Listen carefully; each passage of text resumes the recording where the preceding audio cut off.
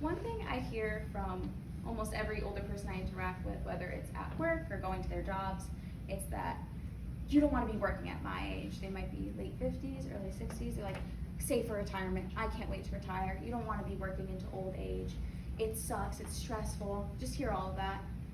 And then it makes me wonder, why would anyone over the age of 65, retirement age, sit there and go, I want the most stressful job. I want to be president. So today I'm going to talk to you about why I think there should be a maximum age limit on running for president. I'm credible to tell you about this because I've done extensive research, and the reason you should listen to me is that it'll make you smarter. First, I will go over the problem, then I will go over what causes the problem. Next, I will tell you my solution, and finally, I will address the opposition. Now that you're aware I'm going to persuade you that there needs to be a maximum age limit for running for president, let's first discuss the problem. The problem is the age of presidents.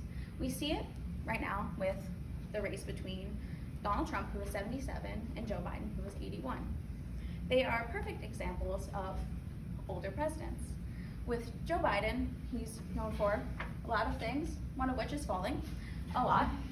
And Donald Trump, he is known for mistaking Obama and Biden on several occasions. And most people chalk up their mental faux pas and their physical faux pas to their age. Oh, it's just their age, don't worry, they're old. Why is that okay for someone that's leading our nation?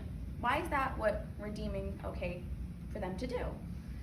47% of voters nationally think that Trump has the mental sharpness to serve effectively, compared to 28% who have that same confidence in Biden. This was a poll done by the Washington Post, and that just proves that a majority of people don't believe that either of these older men have the capabilities to serve as president and be in that kind of position.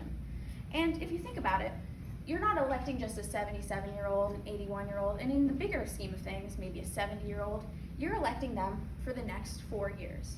You're electing them for a longer period of time. And you just don't know. They're already at an age where they're having some mental slip-ups. You don't know what's gonna happen in those next 4 years. Now that I've brought this problem to your attention, we can now discuss what has caused it.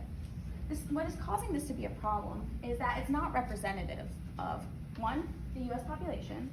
The US Census Bureau said that about 17% of the population is 65 and older, with most of the population falling in between the ages of 30 and 60. So already a president that is in their 70s is not representative of people. It's also not representative of people's opinions. Pew Research Center, a data-driven social science research center, they said that only about 3% of US adults are likely to prefer having a president that is in their 70s. Another point is that when you get older, you're more susceptible to health issues. A great example of this is Woodrow Wilson. When he was running for a second term, his brother-in-law told him, I think you're too old. His doctor told him, I don't think you're going to make it through the second term. And he said, I will run for president. And he did, and he got a second term. And a little while into his second term, when he was 63 years old, he had a stroke. And that stroke left him paralyzed, left side. And instead of stepping down or admitting that he was no longer capable because of all these problems, his wife, Edith, effectively ran the country. Rebecca Roberts, the author of Edith Wilson's biography, said that Woodrow Wilson hated the idea of stepping down. So his wife, Edith, choosing to protect him, basically did his job for him for the next couple years and lied to everyone about how sick he truly was. And this was not who people elected. And another thing is that your mental capabilities tend to decline as you get older.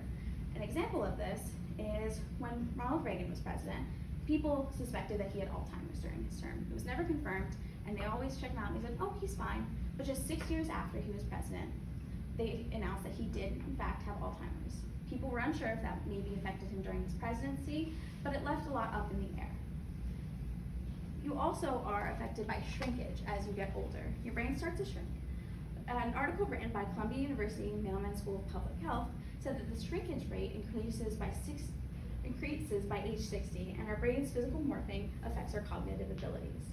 And specific areas shrink more than other areas of cognitive functions. The cognitive functions that are cited are learning and problem solving. This ability to learn and retain information and problem solve, I think, are very necessary things that you have when you are president. telling you about what caused the problem, I would now like to discuss a solution. There needs to be a maximum age limit, about 60, I think 65, on running for president. It gives you a good scope because you already have minimum age limits. You can have to be 35 years old in order to run for president, and that gives you about 30 years to run. And at 65, you run, and then maybe you're there for the next 4 years, but no one over the age of 70 is going to hold that office. In the Pew Research Center, they also did another poll, and about 82% of Republicans and 76% of Democrats support putting a maximum age limit in place for all elected officials in Washington. So it makes sense to then put it on the biggest elected official, the president. I think it's better to put it on a running age instead of just a maximum age for all your presidency, so you can combat it before. Although I propose a solution, there will always be those who are opposed. The opposition can point out that it's not all older people, and they'll cite maybe their lifestyle, they eat right, they exercise, they reduce stress. But with reducing stress, it's a big thing you can't do when you're president. It's a really stressful job, and you can see the toll that it takes on most presidents and ages them thoroughly. And what is that going to do to an 80-year-old, a 70-year-old? Can they age anymore? Is that going to be healthier? Are they going to keep up? And the opposition will also cite experience. Older people have experience, but is it current, everyday experience? They're kind of on the edge of life. They're out in retirement. Maybe they have grandkids. They haven't gone to college recently. They haven't started a family, bought a house. They don't know the topical time period.